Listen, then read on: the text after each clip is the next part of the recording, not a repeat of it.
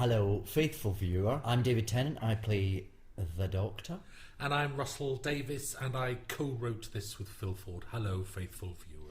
Look, there's the TARDIS on Mars. That is a beautiful bit of CGI. Bit of there. Wales. The colour is sensational. But most of that wasn't what it looked like. No. There was a little bit of Welsh quarry and a You lot were of standing right up against a quarry wall there, and so all a big the background green screen. Yeah, added. It looks lovely. And there wasn't a huge amount of red. No, no, it was a slightly grey red on a slightly grey day, I'm afraid. And this is our good international cast now, because I always loved, like in the 60s, the Patrick Troughton stories they'd have big international casts on space bases, and they'd have Frenchmen and men from Africa and stuff like that. And I wanted that sort of feel with this. We've got Australians, we've got Chinese people, we've got Russians, we've got British people and Americans. And it just gives it a nice buzz, And it was always like that in James Bond. Oh, was it? Yeah. What do you mean? Well, Moonraker. Remember? Everything comes down to Moonraker in the end. Don't knock Moonraker. Moonraker was great. Jaws turns good in Moonraker. It's a marvellous scene. And there's the captain. Hooray. Lindsay Duncan. Dame Lindsay Duncan. She's not a dame yet, but I'm sure it's in the post. There's got to be. One day. And she was just lovely, wasn't she? Oh, I think I was expecting her to be a bit serious. Were you? And, yeah. Just because you actors, you're funny beasts, all of you. And she was lovely. She was so friendly, smiley, and gorgeous. Yeah. She was great. I would really have seen her on news. screen doing Polyarkov things, you just expect. Oh, she's proper posh. Oh, yeah. And she played Margaret Thatcher. Oh, yeah. Which came out while we were filming this, her portrayal of Margaret Thatcher, which was fantastic. She loved kind of running around with a mechanical robot and a laser gun in her hands. Who wouldn't? She did. She was such good fun. And it's a miracle because she gets to be in the titles now. There she is. You sort of think, hello! Did she ever think she'd be flying down a time tunnel? I think Mr. Polyarkov's sitting at home now, stamping his feet. No, you've ruined her. Yeah. So, Russell, you and Phil Ford co-wrote this. We did. Why this particular story as we approach the end? Why are we doing a story set on Mars? Yes. Principally because I always wanted to do something just within reach of the future, something NASA based. So they haven't got teleports, they haven't got rocket packs, they haven't got lasers. It's very, very that. In fact, we'll come to that gun that she's holding, which does turn into a bit of a laser beam when she shoots it at the end. Was originally meant to be just an ordinary old revolver type gun that the BBC made us change because the suicide was too horrible, which is understandable. But so very real, and NASA is sort of planning a Mars base one day, and you sort of think this could happen if within my lifetime, but within the lifetime of children watching this. So I always wanted to do that sort of story. Did we do any research into when they reckon a Mars base might be a possibility? I mean, is 50 years unrealistic? It's one of those things that kept on changing. I think it was someone had said a speech about it. Some president, whoever was president at the time, had made some speech about it when we started out on this. By the time we came to the actual script, Gary Russell, our script editor, did a lot of research, and they were all saying, no, it's not going to be that soon. And actually, you've got to take a liberty. It's like this base, because we then thought of the Botanic Gardens. So we ended up using that as the biodome. And that's huge, and that's quite an advanced base. So I think a real base would be smaller and more perfunctory and more functional. It was always very topical as well, because when we started developing this story, it was when there was a news report saying water had been found on Mars. That's right. So it was very kind of current. You can never be current, though. It's funny because later on, Lindsay Duncan mentions the oil apocalypse, which is when we run out of oil, and all the thinking of that's changed now because they've discovered huge new beds of oil. So that's people are saying that's not such a threat anymore. That could mean something else. Yes. The oil apocalypse could just be an end of our use of oil. I don't know. There was a war. Yeah, exactly. Big apocalypse. Big oil apocalypse war. Look, we've got lovely Alan Rusko now, who has been one of our old stalwarts, who was, he played Anne Robinson, or the android. He's actually played Anne Robinson for us. It's Alan and Masks. Bad Wolf, and he was a clown on Sarah Jane. He's a good monster blokey, and we gave him lines. Wasn't he an Auton as well? Yes. Oh, he's done them all. Yeah. He's got a whole repertoire and wardrobe of costumes. And there he is doing a bit of a jiggle. Nicely directed this. I love this. Yeah. Yeah. And this is, what's it called? The National Botanic Garden of Wales? Yes. Yes, this was a proper location shoot, an overnight stay for us all. Where is it? I don't know, I didn't go. Oh, I didn't leave my desk, but it's down in West Wales. That's where you had to overnight. We ended up using this because I saw an advert on the back of a bus. I was in a taxi, and the double-decker bus had run to me on an advert for this, and I was like, hello, there's a botanic garden in Wales. We'll have that, thank you very much. It is very high-tech. It's kind of set into a hillside. Wow. And it looks beautiful. It was an ideal location for something like that, actually. But I believe... Oh, I don't want to say something that gets into trouble. No. But it's a very nice place. No, it's a beautiful place. Absolutely beautiful place. But I think, interesting that you as both of you as Welsh people didn't know too much about it. I think there was a sense that they were trying to proselytise a bit about it. So if you're watching this and listening to this in Wales, go to the Botanic Gardens. Go Hooray. on. Please visit. Buy a ticket. It's lovely down there. We did talk about going to the Eden Project in Cornwall. Yes, we did. Couldn't afford the overnights. Well, I didn't want to spend money on the overnights. Yeah, it was too much travel. This is the trickiest thing about the whole story. The whole story was taking shape and it was done, and he landed on a Mars base and he saved them, and then me and Phil were Phil had done a couple of drafts. I just sort of sat there, and this is when I just looked at it and I sort of said, we need something different in this story. We need something new, and it's our last stories with David. And I just sort of said, what? If he landed in Pompeii, we all know that it's doomed. If he lands on the Titanic, we all know that it's doomed. So what if we do a futuristic version of that, where it's doomed and he has to change time and blah blah blah blah, which is really tricky, and I think we pulled it off in the end. But it was a really hard one. We have to do things like this. This is very Doctor Who stylistically, isn't it? Well, we've never flashed. What are we doing? Flashbacking inside his head, or is it a flash forward? Or it's the grammar of it is very hard to decide. In the end, you sort of say, to hell with grammar, you take a deep breath and do it. And other than the grammar, the sheer effort of getting those news headlines right. Really? Oh my lord! The graphics, we are always bitten on the bum by them. The amount of design work that we saw on those graphics.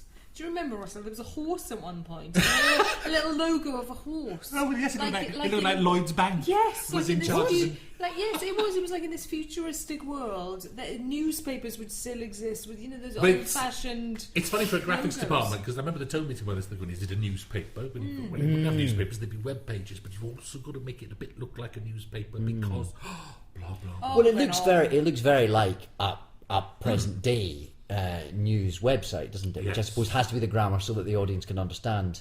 Yes. In a brief second, what it is you're flashing. We got there. We got there in the end, but that was one of the more trying parts of the whole thing. And of course, you are standing on the Torchwood hub now. Yes, indeed. Indeed, we are. I know. This is all built inside the wreck of the Torchwood hub, which had recently been exploded for Children of Earth. Gone. This was built inside it. Now it's become this. And of course, we needed a big space that could be flooded with water, that could be kept under control, and huge amounts of pipes were, all around the outside of there, and drainage systems. And now I think all the text there was written by Jenny Fava.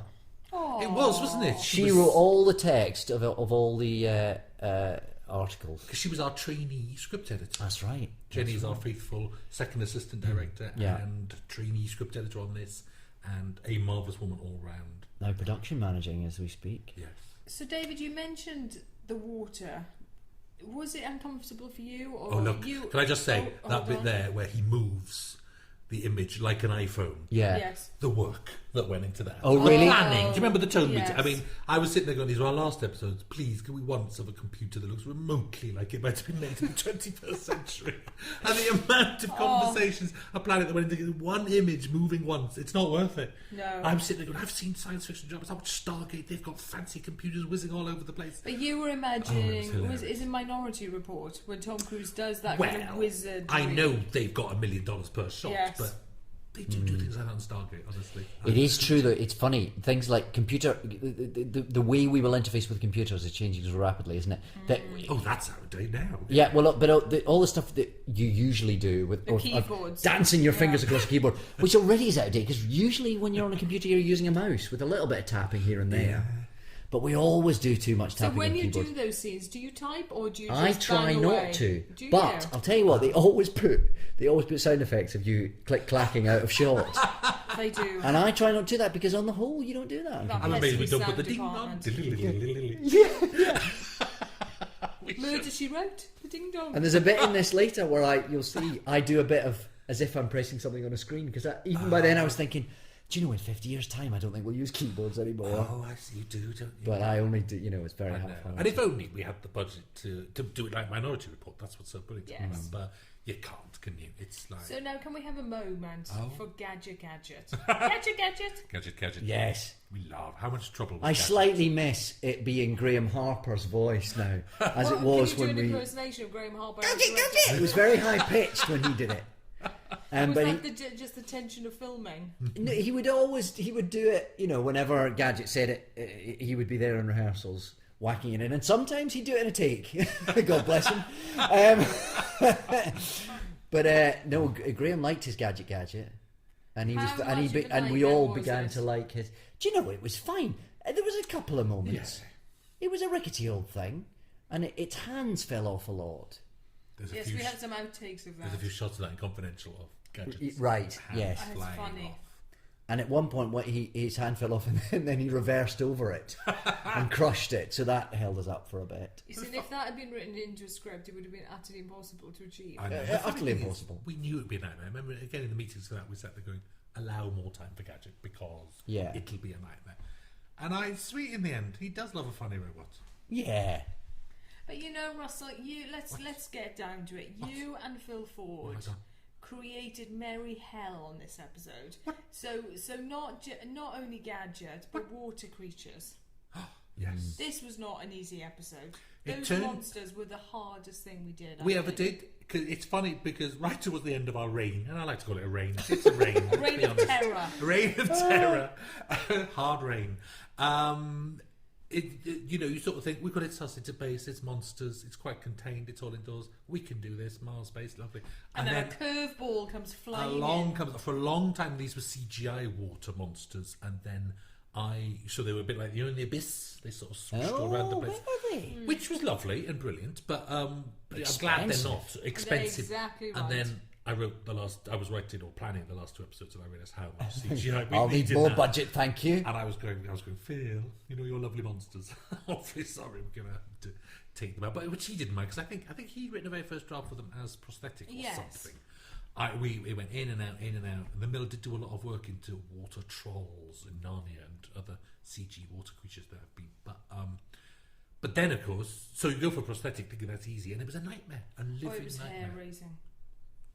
The first tests, well. You don't actually see, even on Confidential, because they were kind on Confidential and don't show the full tests of all our different water cascades down people's heads, which was both the most hilarious day we ever had a Doctor Who and the most doom-laden day, because we just sat there thinking, we'll never get this right. We will never. I mean, actors would blink as torrents of water ran into their eyes. One device was to put a rubber ring, a hoop on top of their heads, Like a halo. from which cascaded all the water. And they put that Under a wig or something? They put that Yes. on Paul Casey, and It did not work. It was hilarious. It was like a portable shower. Let's just say it again. It really did not work. It was Well, it was worth the kvetching, because I think the finished result is Absolutely. glorious.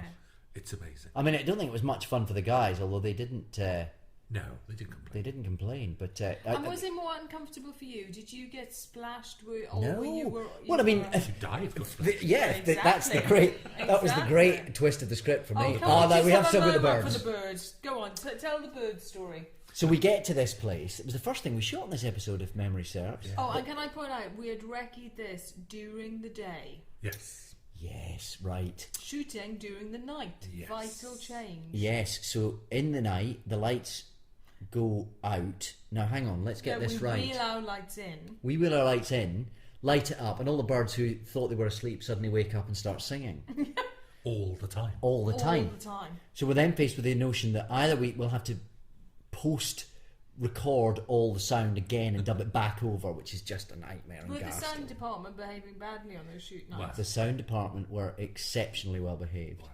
and were right behind me. I'm afraid it was me who got. I said we can't ADR the whole blooming thing. That's just ridiculous. But we're going to have the sound of birds coming through it. So there was a rewrite done On the spot? On the spot. I was Was phoned it up. about 3 o'clock in the morning? Probably. I was phoned up. Yes, by because Nikki they were night shoots, yeah. Wilson, the producer, who's... I just love Nikki. She's like... Oh, marvellous. Oh, very. How much do we love Nikki? Oh, calm through a crisis as well. And she's... No, tap dances through a crisis. Yeah. She's such a showgirl. Well, that is Nikki Wilson's unique feature. She's the campest woman in the world. If She women is. can be camp, that's her. She's just marvellous. She's a hoot and brilliant at her job. So she phones up going, what should we do? Blah, blah, blah. Should we have some dialogue? And actually, it was easy. It was like, yes, there are birds. And then we mentioned birds later on in the Med Dome and things like that. So actually, it was 20 minutes and you had a page shoved in your hand. We had a page shoved in our hand. We learnt it and did it straight away. It was the first bit we shot. Yes, I do remember. The only thing I remember thinking was like, oh my God, Lindsay Duncan's going to think we're like this all the time. We've never done that before. Never. And my heart did sink just from a status point of view. You know, we thought we'd look at one of those awful productions that issue rewrites on the day, on the spot. I think Lindsay's been in much more ramshackle productions than ours. She coped without missing a step. Wasn't worried about you. I was throwing my toys out the pram. But So here we have Maggie transforming. Marvellous, beautifully shot, very clever. yeah. The makeup here is exceptional, isn't it? Well, personally, I think they're all being upstaged by the gay Russian on screen. Or the gay Russian off screen. On the other screen. If you could do it. We're going to throw focus to this thing of wonder. Yeah, but we have to cut away before we throw focus Well, because she hasn't actually changed. That's just a clever. Now she's changed. Exactly. Right. You She runs see, off, puts the even makeup on, there, runs back counting in. our shots, And now she's exactly. dripping. And now, Now she's you dripping. can just see the drips. Marvellous. Exactly. Very nice. That is great. So what they under those cracked prosthetic skin bits, they've got tubes going into their Yeah, mouths yeah. and then flowing out. Now we did worry about this. We toned these monsters down. You got Yeah, a bit we cross did. with me, David. Because Yes, well, Because- but it was only Maggie that got toned down in the end, wasn't yes, because I think the full version, Andy and Tarek have contact lenses in their eyes, and I made an executive decision. I thought it was too scary. I thought they were exactly like zombies.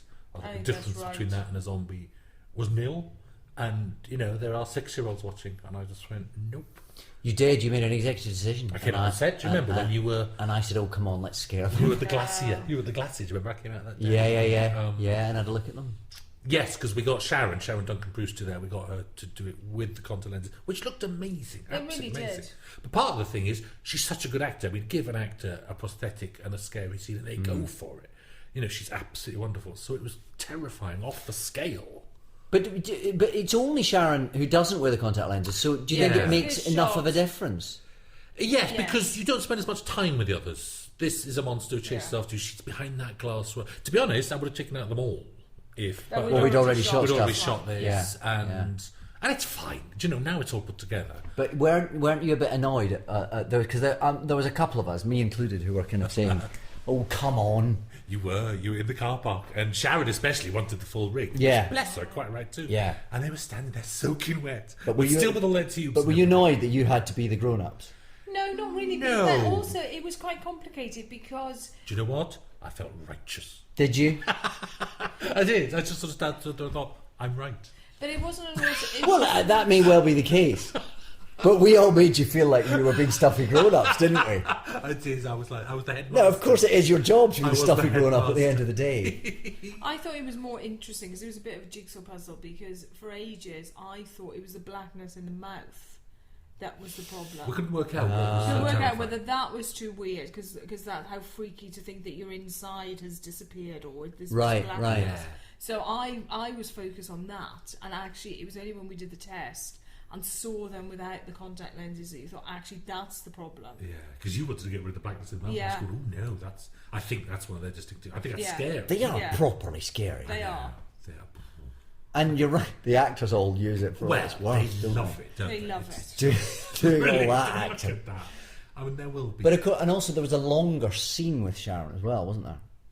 Yes, see, look at her face. It's brilliant. I love that. Yeah. But it's almost puppet-like, isn't it? It's Yeah. just, oh my And god. I like that they're still quite human.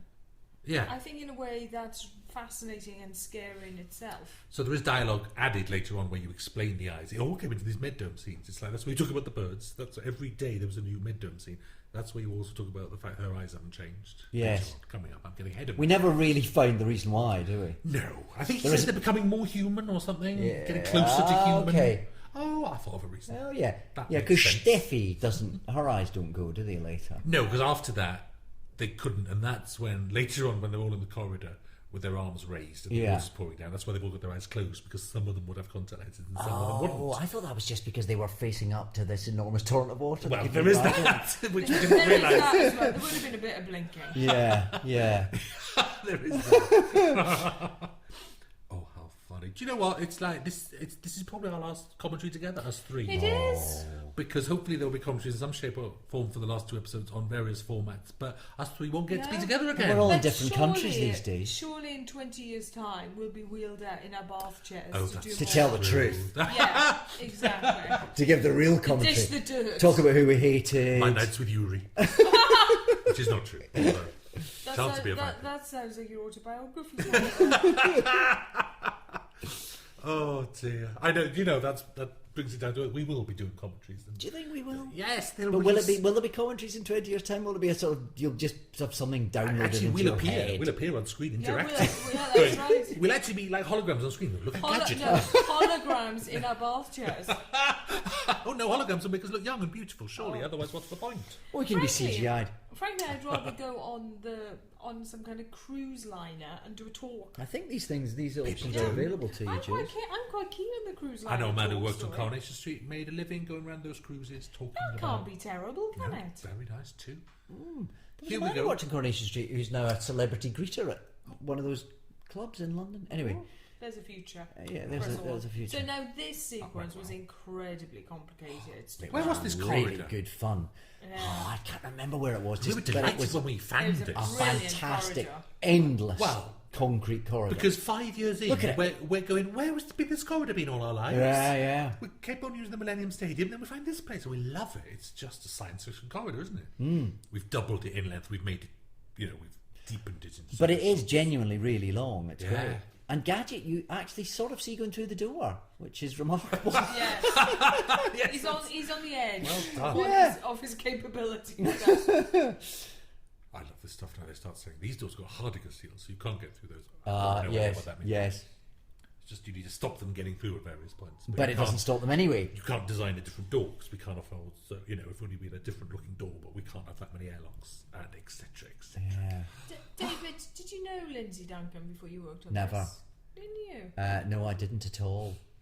I see that. I think we might have met. We'd met. No, we definitely met. Maybe a couple of times, Right. but very sort of in passing socially.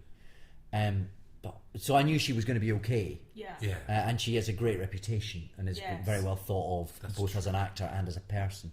Of course, she had worked with Mr. Matt Smith. She'd be on stage. Yes, Yes, she of was course. Matt Smith's mother. And that just been announced, or it was Of recently news when course. she came out, and she was thrilled to bits Yeah. for him. She was really excited about nice. it. This is the one that kept on having rewrites. Where they keep Yes, because there was a bit where the flood talked. Yes. Yes. Maggie behind the glass had, and if there's ever deleted scenes on a DVD, if we can afford DVDs these days, then it'll be on it. She had a long piece of dialogue where the flood talked. But all it did was talk sort of cryptically science fiction-y, supernatural. Like we will consume you and Yes. you will float and flood and die. And The only thing that it does slightly miss is I then start calling it the the flood. flood. Yes, that's true. That's correct. You get the name from it, and later on the doctor says, and then the flood. But I think he's just being poetic. Well, but he Oh, does okay. do it twice. Which is you twice. Yeah. Well, you went and looked up a little Ice Warrior book Yeah. that you've Okay. always had in your inside pocket. All right. Okay. And they have got tons of water running down their face. Yes. No. It's You know, it's fair enough. It's to, not like you to- start calling them the suns. It's fair enough to call it to use a description, but I do. Well, maybe if you don't know that, it doesn't seem like he's calling it a name. The other thing that's missing, of course, that we passed over earlier is that that there's a couple on board the ship, There is a couple on board the ship. which there's still a shot of them holding hands, I think. Isn't Yes, Yes. Mia and Yuri are in the very first scene. There was the the Doctor unearths the fact that they are a couple, and that Adelaide doesn't approve of couples on board the ship. And that she always knew they were a couple, but she'd managed never to mention it. And now I brought it up, she's going to have to take action to make sure they don't work And you together. see how long that conversation was? That's why That's why it was went. lost. Right. We've just proved it there. We did Yes. just sit there and go, get to the monsters. It was a nice character point for Lovely, but endless. Lindsay, I think. But It was. But And now, I think there's quite a nice sense they become a couple through the story. You do still get the shot of them holding hands, and we kept that in Yes. on purpose. And they run off together, and you see them on a newspaper headline together. and it looks like they're happily ever after. Yeah. Which I think is, I could talk about forever actually, because it's like they're not meant to be alive, so they're a couple, so they have Yes. children. So how much did the Doctor change? And are they just little people? they've come together in the flood. And yes. So, and will there be Well, there's a story someone could pick up in 20 years' time. that'll be a the novel. child of those the child that should people exist? who shouldn't live. Yeah. Oh, good lord, let's go back Let's and make it. start go writing back. it. Come on. It's going to be marvellous. So I like that. I think that's a little... That fan was a masterstroke of Ed That Thomas. is a wonder. I love that. Such a fan. simple idea, and it just dominates. it gives such scale to the place, and it just seems so real, and it's a beautiful lighting effect as well. Yeah. Aw. Very clever. Ed Thomas, I love it. Great design on this. All the stuff that looks, exactly like it would look like it'd come in a flat pack. Yeah. And And again, the sort of design we've never done. We always, when we do futuristic, we do broken down, rusty, cranky, bolted metal. Mostly because we're in abandoned warehouses. Well, and this is, Starship Yeah, Enterprise, exactly. and it's lovely. but also, it looks a bit like something you'd buy in IKEA. Yes, Or it's not flash. It looks kind of. Other stores are available. Of course, I'm not making. I just that the sort of the utilitarianness of it, I suppose, is what I mean. Because it is an odd one for the Doctor. This you have to keep reminding the viewer all the way through that he wants to go, because that's so undoctorish. Because he doesn't go. It's got really odd stresses and strains. This story. What's fascinating from, and I watched this for the first time last night, and it's the fact the Doctor is so inactive. There's long bits where Lindsay's talking on the comms and they're doing stuff, you're and the watching. Doctor's just standing there because he can't do anything. And like here, he's getting involved in the action, but he's holding back. Yes, I wonder how that will go down. I wonder how that will see. It's a magnificent climax when he does then. Well, Right. you've got to Get hold it back, haven't you, so that he then Yes. makes this big decision to go against everything he believes in. I wonder what that will seem like on transmission to the viewer. The faithful Well, it viewer. was also interesting because I watched this last night, and we finished filming however many months ago it was Blimey. now. June. No, before that. No, before Yes. that. Was it May. April. April. No, We May. finished shooting it- No, we finished in May. And this is now Only October. just though. No. Because I flew out of the country on the 28th of May, which was a Thursday, But and this the wrap story party was Saturday. Oh yeah, that was Would before easily be April. if not- April. if not But when I started March, watching this last actually, night, yes. it felt like a long time since I'd sort of Did seen it? the Doctor. Yeah. Oh, It how did you feel? did. It took me a while to get into it. I thought, oh look, I forgot about this. No, it was like being reunited with an old friend. Oh, that's good. Hooray. And it is an unusual story for the Doctor. It is an unusual story. It's the sort of one you can only try and tell this once in a way. Yeah. It's absolutely the beginning of the end, isn't it? Yes, there is that as well. Yes. And you'll see that it's that. I think sort of from the moment he starts having the big heart to heart with Adelaide, Yeah. you feel that this scene really. There's Yes. a different note. Oh, it's lovely this scene. Oh, Because it's so hard to write, because it goes, and that's why I did it, because I love the hardness of the story, which is the difficulty of it, which is that the story would be 1,000,000,000 times easier if he had a companion. We've chosen Yeah. to Someone do to this. talk to, yeah. But the Yeah. one time the Doctor needs to turn to someone and say, I can't save this base. Because. Blah, blah, blah, blah. Donna was there, you just go, oh, Dan, she got up so daft, you've got to save them. Well, as And all that. he We've did done in that. Pompeii. We've Yeah. done that. And so I loved the difficulty of choosing this. And you've simply got to watch and figure out what's going on in its head, which you don't often have to do with No. the Doctor. It's So Russell, was this with you wrote it with Phil? Was this one of the harder episodes to write for all those It reasons? was, for exactly that reason. That's why I Yeah. loved it. That's why, it's if this was just a base with monsters on the loose, there's no such thing as an easy episode, but that would be comparatively easy, because the Doctor would save the day and boom. So once you set those limitations, once you say he's going to break his own rules on the laws of time, and he's got no one he can talk to about it, why would he tell Adelaide that?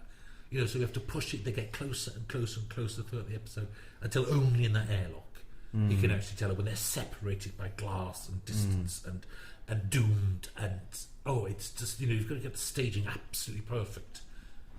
You could write it badly. You could say, well, I'm not supposed to tell you this, but this whole place will die. But don't worry. It's like, it pushes you, it tests you, and it makes for a different viewing experience. Yeah, it's a very different viewing experience. I think this episode is quite challenging for the viewer, because I've seen this episode now at least 20 times, and the moment when the Doctor comes back to save the base, which is the most extraordinary performance from you, David, and it's so needed, that energy and that noise and anger after all those scenes of watching.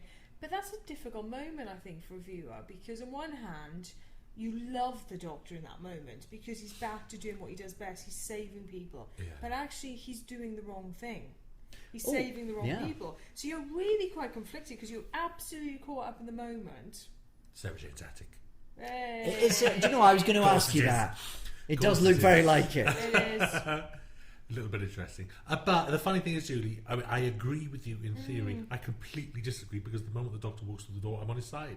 Oh, completely. I'm going, hooray, brilliant, he's going to save the day. It's really hard to feel what you should be feeling there, which is don't. I think, though, it happens at the end when his arrogance, his hubris is writ large. In the street, in the snow. Then. And then you kind of think, oh, hang on, this isn't right. So then you can feel you're cheering up to that point. Time snap back into place when the Ood appears. Anyway, we're skipping ahead here. But I'm more, just to keep this going, I'm more conflicted than that, because I am cheering when he comes back, but I'm still thinking, oh no, I shouldn't be cheering.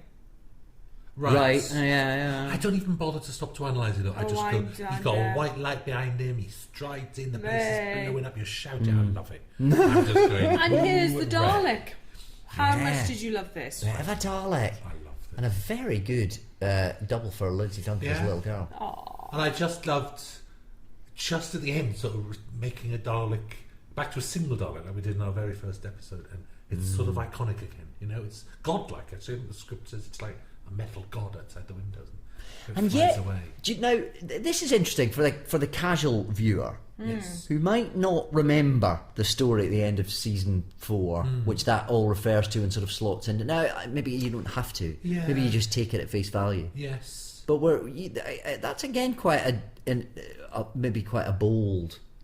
Yes. I suppose. I mean, to be honest, saying that something happened to her during Journey's End.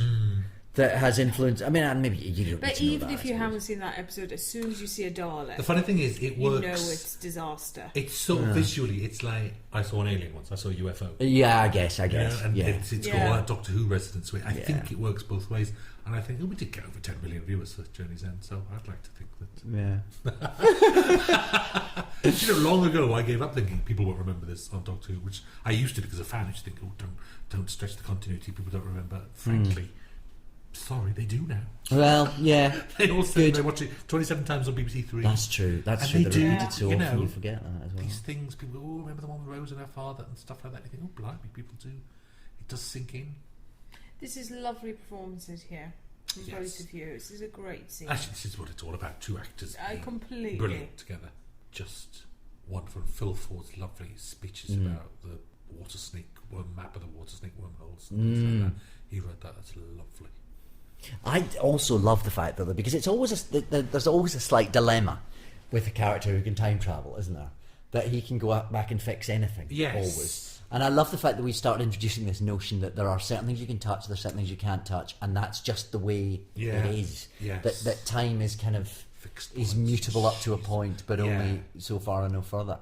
And it just kind of makes sense of the kind of potential plot hole that Doctor Who kind of skirts around, doesn't it? Yes, because we started on that in Pompeii really big time, and then because it's something I've always thought about. Yeah, absolutely. Doctor Who Absolutely. You think, why does he do that? Why does he do this? And it's some things you just can't challenge. Yeah. It's like when you start to say, why is there always trouble whenever he lands? If you start to say there's a special device on the TARDIS that leads him towards trouble, the whole thing unravels. You just it was a daft. Yeah, it's joyless. We did have conversations about things like that with writers in the early days. We did, and with Mal Young actually. Yes. People who didn't know Doctor Who at all, or were coming to it fresh. Mal loved Doctor Who, but they would ask those questions. Sometimes they're brilliant questions. Sometimes Mal's biggest question was, why can't we see the TARDIS through the open door?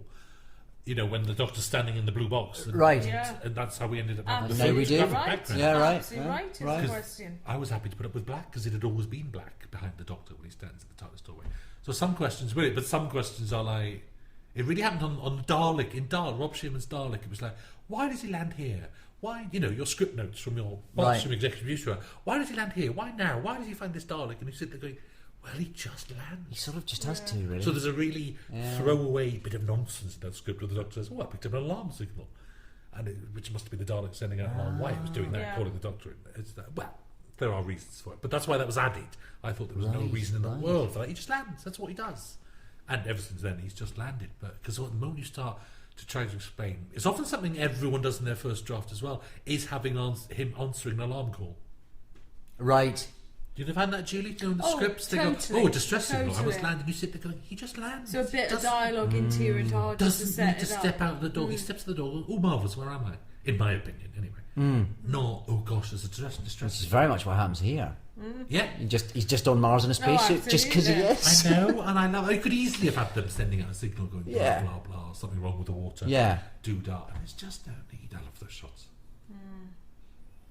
I like the whole they're coming and it's very interesting. Again, it's different from normal, isn't it? Because the pacing of this is so different. It's all Yes. beginning to crank up now. And it really Yes. cranks up. It's really cranked up, and yet we're about to stop for a really long, quite quiet dialogue scene. That It's quite defiant pacing. Yeah. It's It is. It's.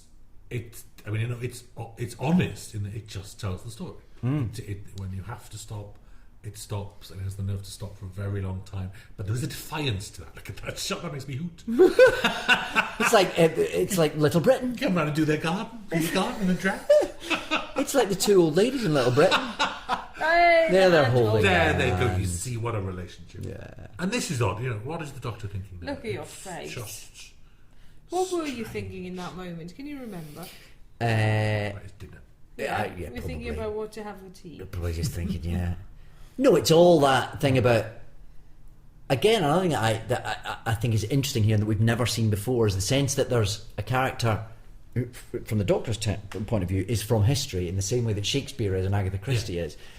A sort of celebrity from history. Of course, us as a 21st century audience, she's not, but to the Doctor, she absolutely Yes. is. And he knows that he can't touch it, that it's sacred, and that he must just watch it happen. And yet, the misery of watching something so brilliant and someone so brilliant being snuffed out. And then the hard thing is that even then, it just gets more and more difficult. So she's not the person from history; her granddaughter is. So even Yes. that's tricky. It's like she Yes. leads to her legend, her death Yes. becomes, and it would again it'd be a much easier story if she was Adelaide Brooke and she was the person who changed history by doing something or other, and blah blah blah blah blah. It's not. It's her absence from history. Yes. It's her death and her absence from her granddaughter's life that makes the granddaughter what she is. So it's so hard to tell this story. I love it. Did I the just script think drive it's- you a bit bonkers, Russell? Oh my god, can you tell? Yeah, but Yes. it was worth it. I would much rather a difficult script than a that's much more fun. It's just, yeah, I'm really pleased with it. Well, I haven't seen it on transmission yet. We're doing this before it's even been transmitted.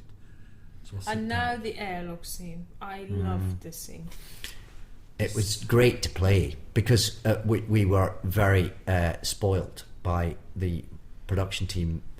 The sound team gave me an earpiece and wired me up so that Lindsay could sit in the set, because it was a complete set. So she was in the other room of this set and I was in here, and we played it for real. She could see me on her screen. Yeah.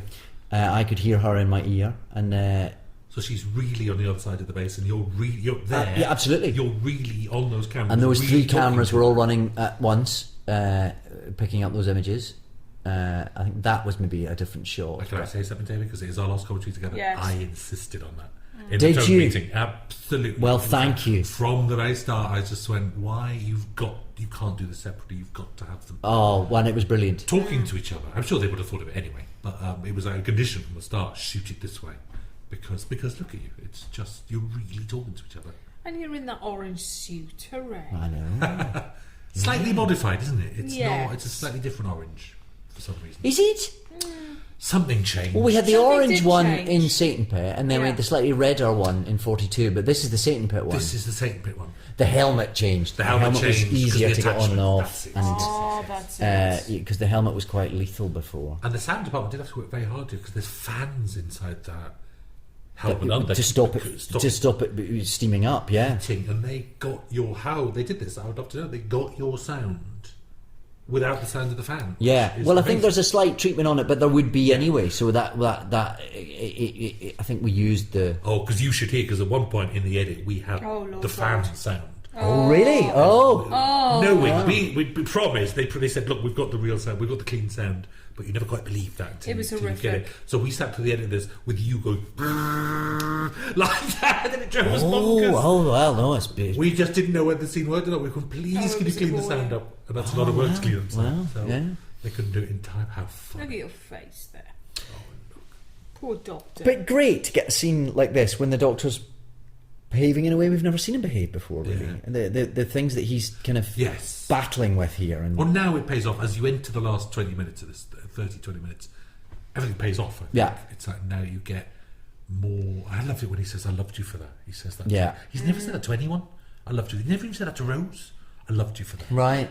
And that's like, wow, he really loves her for those little moments. He respects her. She's really special to him. Yes. But he's really walking away. It's so Yeah, he unlike him, and really yet is. it's I so know. How like a necessary. Man. How like come on. It's weird, isn't it? Yes, it's. And it's being pushed to that extreme situation, which of course is is about to make him. It is from now on it gets worse. And Yeah, worse and worse. yeah, Now yeah. the water's about to go in, and everyone starts dying, and it's extraordinary. He's walking away as they die, Yeah. which he simply never does. And then he comes back, and it's all over. Hooray. So if you haven't seen it, folks, the faithful viewer, Whoops. you can just stop now. No, but I mean, when he comes back, it's all over for him, and that's sort of Yes. the decision he makes is so fundamental. Yes, He has this moment of believing he can win against the laws of time, but actually, you know, when he walks back towards the base in about 5 minutes' time, Yeah. he's Well, it's walking. that- He's signing his death It's warrant. that crucial belief, and I find it interesting that it took me 5 years or 6 years even to think of it that way around. That he's not just the survivor of the time war; he's the winner of the time war. The Right, last person right. standing won. Yeah, So he keeps saying the laws of time this, the laws of time that. But hold Dr. on, Victorious. he's the Time Lord.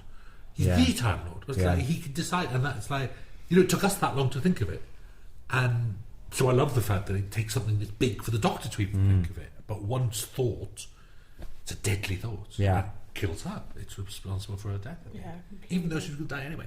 Oh, it's complicated. yeah. Now we've got the water. Hooray! Oh, talk about The water complicated. closing in quite literally on this set, and of course nobody can be touched. Not easy. It was hard. Oh, the amount of discussion in the tone meeting about in your blocking, Yes. will the actors be far enough away from the water? And the amount of work Oh. Ed Thomas had to do. I mean, it's a difficult set to Amazing. build anyway, and it has to be waterproof and health and safety. Imagine electrical cables, Yeah. blah blah blah. Yeah. And it really is pouring in here. Oh, absolutely. It's not adding- And this all had to be filmed very chronologically because once things start getting wet, They were wet. they were knackered because it's wood and it warps and it. I like coming onto this set. It was nice to visit this set. It was just great. Oh. It was like you going onto a spaceship. Well, it was as you see, all the bits were there at once. It was Yeah. complete. You know, you didn't. There's a kind of fourth wall, I guess. To the Yes. there's one bit of the wall missing, is what I'm trying Now, to I say. love Steffi's death here. It's just cruel, isn't it? She It's turns so her children talk to her. awful. I know. But that's the point. It gets worse, and that's why Yes. Yeah. it's almost sick playing the children in. But it's like that's what the Doctor has to hear. Yeah, And the voices in his helmet, and he can hear them. And it's Now, David, was this your last quarry no. that you're walking out to? No. When was your last? Planet of the It Ood. was an Ood quarry, Oh, the of Ood course it sphere. was Ood Planet of the sphere. Ood. Yeah. But you thought this was going to be your last quarry. At the I think we time. all did. I did. I sent you a text Yes, saying, "Hooray, your last exactly. quarry!" And then we all went, "Oh no, No, No. it's not. false alarm. it was terrible." And actually, there's a couple of ones in the final. Oh, there she goes. There's a couple of ones in the final story because there's the it's not really a quarry, but where the Doctor chases the Well, it Yes, depends the what- wasteland. The wasteland Wasteland. is also a sort of quarry. Well, we don't that know, doesn't faithful count. viewer, if you've seen it yet or not, so we're having to be very careful. Very We don't good want to wasteland. spoil it for Meanwhile, you. Steffi's dancing for you. There she goes. She gave it out. This was, yes, night shooting in a very cold quarry. But, you know, that's sort of how it should be. Poor Steph. I came out for a bit because we were doing a water monster test that night, and there was that stunt. Oh, So yes. I came out to see the leap. The stuntman on the trampoline. Yes, The I quarry could was have done the that huge myself. You could explosion. have really. You would. Yeah. You were. I could tell you were twinkling in the eye to do Yeah. it. And of course, lovely Peter O'Brien here. We haven't talked Oh, about Peter O'Brien, who was in Queer as marvellous. Folk, who played a character called Cameron in Queer as Folk, who had a Doctor Who loving boyfriend. And Cameron patiently put up with his Doctor Who loving boyfriend, picking up copies of The Green Death, saying, "Oh, is that the one with the maggots?" And then the boyfriend Vince split up with him because Cameron couldn't name all the Doctor Who's in order. And then he ends up being in Doctor Who, which is very funny, I think. What a lovely man. Ah, yeah, lovely man. He's in Wolverine. I saw Wolverine. I the other know, night. so he is. There he was. He's like the very first person you see Yeah. on screen. And then he gets killed, but nice job. Yeah. Very nice. Nice man. Lovely man. Better than Shane in Neighbours. Of course, he will always be. Always. Cardiac Arrest. Remember that show? Oh, he was brilliant. in that I as well. liked That was Cardiac very Oh, him Arrest. and I Andrew- like that. Andrew I Lansdale. loved Andrew it. Lansdale was great. Brilliant. Helen Baxendale was great. That was a really good show. It was, wasn't it? With Jake Mercurio, isn't it? It's brilliant. Absolutely brilliant. Anyway. So this set that's a complicated build, isn't it? Because he's flat on his back. It's a tower. That's great. Oh, it's really cleverly shot. I just love the way that it's all going wrong here. It's, I know. It's a slaughterhouse. It's Yeah. frantic. Yeah. Everyone And is you're just dying. still walking away. It gets worse and worse. and they're trying to keep going, and they know by now Yes, that's that what I love. they don't about have a him. chance. Yeah, and he's Especially now the rocket's gone. yeah, but he's brave in doing that because he won't let the Earth be destroyed, and they just get braver and Yeah. better. The The more further the desperate Doctor he walks away, gets. they Yeah. deserve him Yeah. more. The further he goes. Yes, Oh, exactly. Oh, don't press that button. Oh, he's No. going to do it because look, Sorry. his eyeballs have gone. Now we dubbed on that line. That's where he says, "You never could forgive me," Oh. and that's added because originally there was a bit more romance between these two, Thwarted romance. and because we That's the stunt. Yeah. Which you know, I'm there moaning you about it, are. but the fact is, Gordon Seed, who doubled me on that, did that extremely well. In that spacesuit, doing that jump is just Whoa. about impossible. fantastic. Oh, it's all kicking off now. Now, I love this getting up moment. I think Graham Harper has shot this beautifully. Lovely Graham, Oh. who's our stalwart. Absolutely. And your voiceover here is just amazing. Well, it's not. I It's mean, just old lines. it's just I know. yeah, It's just recycled stuff. marvellous. I love that shot. That's brilliant, Yeah, isn't it? it's good. Yeah. It's big, Oh, isn't it? big CGI made it looks so real, and it was all added. That's all made up. Oh, I can't begin to tell you the conversations about would things burn on the surface of Mars, and I don't think they would, actually. And I just went, oh, shut up. Oh, well, thank goodness they do. And I think we can say that by 2059 they've invented a low-level oxygen field enveloping the base that Fine. causes combustion. That's Thank fine. you. That's fine. Literally, I think that was Gary Russell, bless him, standing there going, it wouldn't burn. I was going, do you want to bet? Do you want to come with me on this shoot and watch things burn? Because That was the 10th Doctor. That was him. He just made the There you decision. Hooray. Made the decision to walk towards his doom. The greatest moment of your career, and I was talking about Gary Russell. Quite right too. It goes that way. Hello, Gary. We love you. Off we go. Now it's mental. Yeah. Now he's the Doctor, but he shouldn't be. Yeah. Now, you're in a right rage in this scene, aren't you? Well, he's raging against the dying of the light. That's what he's Yes, doing. exactly. He's refusing to go quietly into that good night. But what a rage. What a Amazing. rage.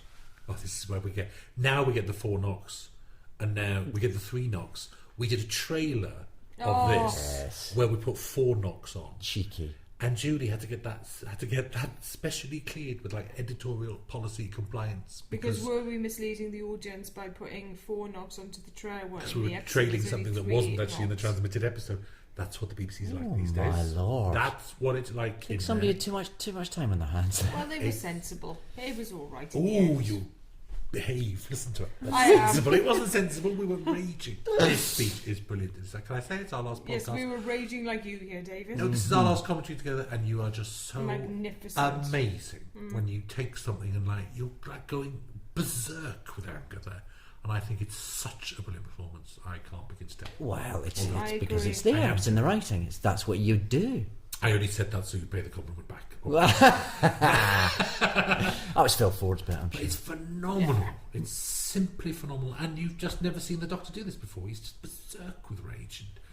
And Well, you can't see him. That's what makes it so delicious to play, because you can't see him do this normally. But You can he's only a- tell the story once. He's a force of nature in this scene, I think. they're the only bit I wish we changed in the script. Well, not the only bit, but there's always lines you change and stuff like that. Is that bit there, that little 30 seconds where it becomes like a Final Destination movie, where the helmet smashes and where time really? is trying to stop him. Yeah. And as you see that on the finished episode, you think, oh, we could have done a good 20 minutes of that. Oh, I see. Of right, him trying right. to stop things and just time. Doors closing against him, Yes. and water moving to stop him changing the laws of time. I think we missed a good little beat there. Yes. Yes, I thought you were going to say you didn't like it. Yeah, Well, no, nothing. that's such a juicy bit. Oh, yeah. It's where she says history's going to have other ideas. Time itself is trying to stop you, and it is. I love that. Time as a tangible force, like in Sapphire and Steel or something. And funny gadget. robot. Here he comes to save the day. How does Graham Harper do it, David?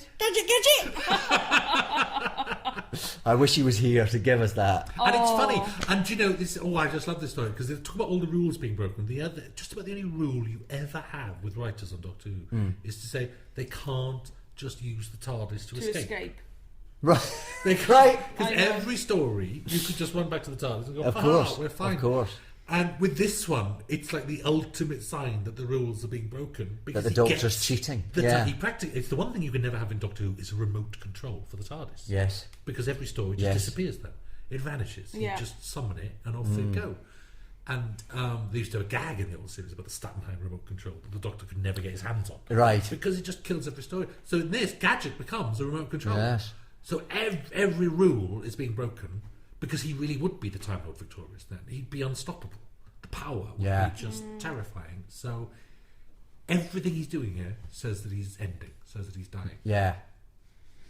And I love what you got Lindsay just playing the kind of, I understand now, I know what it Yes. has to be, Yes. don't mess. She gets And it's just, and he's, so then when he says, I'll fight you as well, and Yeah. he's just, she's a kind of which in turn implacable force. is proving what a remarkable character she is. Yes. Because who wouldn't say, oh, to help with time, give Yeah. me a lift. Give me You an know, life. Yeah. Strength of what she does from Yeah. this point onwards Yeah. up to her death is just, I wouldn't. Yeah. I'd be going, oh dear, I like the Doctor, I'll go and write a philosophical book about this and try and keep time on the right path and never do what she does, which is just amazing. And I don't know if it's right or wrong. I'm not saying, is it good, is it bad? You just don't know.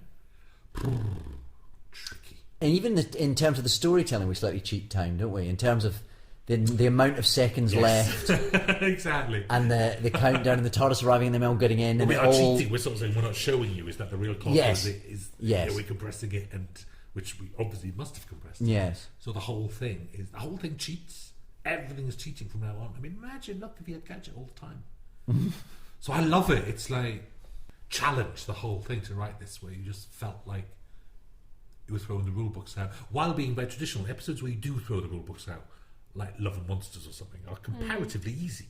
Not that I'm saying that was easy Right. to write, but with that you go, hooray, completely blank slate, do what I Right. like. Was this, it's got a very fixed base Under Siege template. Monsters, Doctor, victims. And within that, it's going wildly mad. And look at this from the Some mill. beautiful stuff from the mill in that. Really beautiful stuff. Amazing, isn't it? And now we're heading to real darkness. This street you're going to now was the first location that was chosen for Jackson Lake, where the funeral was going to be here in the next Doctor. Okay. And then it fell through for some reason. Oh. I don't know why. I can't remember. They went somewhere else, and I always loved that street. So I wrote this scene for this street. Ah. I said, could you go back to that next Doctor Street, please? Because we never used it, and it looks gorgeous. And it does. It's got a church at one end, it's got those houses, it looks brilliant. Looks a bit like Edinburgh. My Yes, head, it she is lives a in bit. Edinburgh. It is Okay. a little bit Edinburgh. Go with that.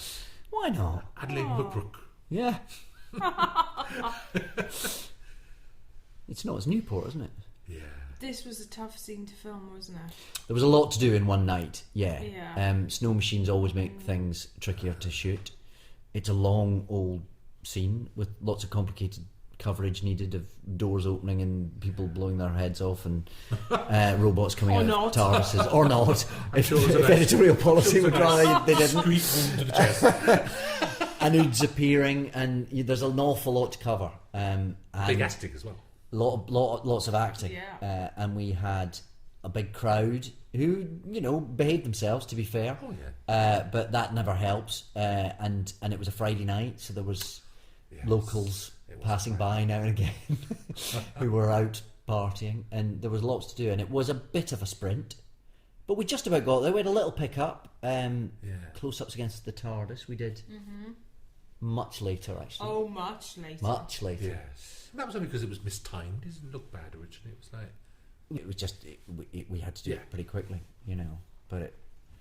And of course the snow, it's a vestige of... This was once the Christmas episode. When it was That's very right. first conceived. Yes. And even before our draft was written, this was going to be on Christmas Day. It was called Red Christmas, which was a marvellous title. It's a marvellous time. Well, it was half a marvellous title, half a schlocky title. I was never sure about it. But there wasn't much Christmas in it, even No. then, was there? There was this, and there was when Yuri went out onto the Mars surface at the very start. He made the little beacon into a Christmas tree. Martin Yes. singing Christmas. Oh, that's right, playing in his helmet. And Yuri put up a metal Christmas tree outside. That's right, yeah. When Gadget goes outside to save the day, that metal Christmas tree became a transmitter, it was spinning Exactly. to help. So it There was a did. lot. It helped Christmas in Gadget there. reach the TARDIS until we realised. There was a lot of Especially Christmas, about except turkey you dinners. could lose it all in Wow. about Yes. 5 seconds. Yeah. I suppose the biggest Christmas thing was the messages home were all Christmas messages. Yes, That was they nice. were. That Yeah. was lovely. But we kept the little ghosts of it. She still mentioned Christmas in the Yes. in the biodome. Yes. Because it feels Novemberish. Because we knew it'd be transmitted in November, so we made the date November. Yeah. And frankly, this just looks lovely. And the ood is on its way, and that fits the snow. There was a nice line we cut just because it got in the way. But this is artificial snow. They come out, and the doctor says it's snowing. And Yuri says, yes. he says, that's not the snow, it's the carbon wash. We get this at 8 o'clock Yeah. every night. And he says, how come you don't know that? Meaning, Yes. you're not from Earth. How weird. And then it was a lovely line, and he did it nicely, but it just sort of got in the way because it was just me having a nice gag. But There's snow never was real snow. artificial Yeah. Doctor Who. So Yeah. it's it is still the carbon wash, I like to think. Yes. We will have this every night at 8 o'clock in 50 years' time. Wait and see. Can you imagine? Yes, this is the bit where the Doctor is Oh, it's you awful. you almost can't recognise the character now. Lord There's Victorious, yeah. there's something, and there's no going back from this. Yeah. Well, I You think know. you're like the master there in some ways. Mm. It's that just- dark side of the other coin, the other side of the coin. But it's power, isn't it? It is. The power he does have, the power. The Doctor must, every day, all day, choose not to exercise. Yes. Because he knows so much. He can do so much. He can go anywhere. And that's why he needs a human companion. That was also the one chance to tell this was. That's why you couldn't have a Donna. Yeah. Because they just become the conscience then. Yeah. And this is the one. Oh my goodness, here we go. Lordy. I love the slow mo.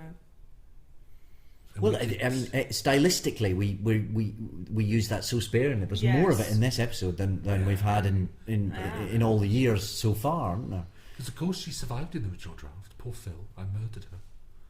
Do you remember, Julie? Yes. And actually, I did a full rewrite in which she still survived, and then just went, no, it's not working. The story, it was all quite sweet in the snow, and they all say goodbye. Right. That's not an ending.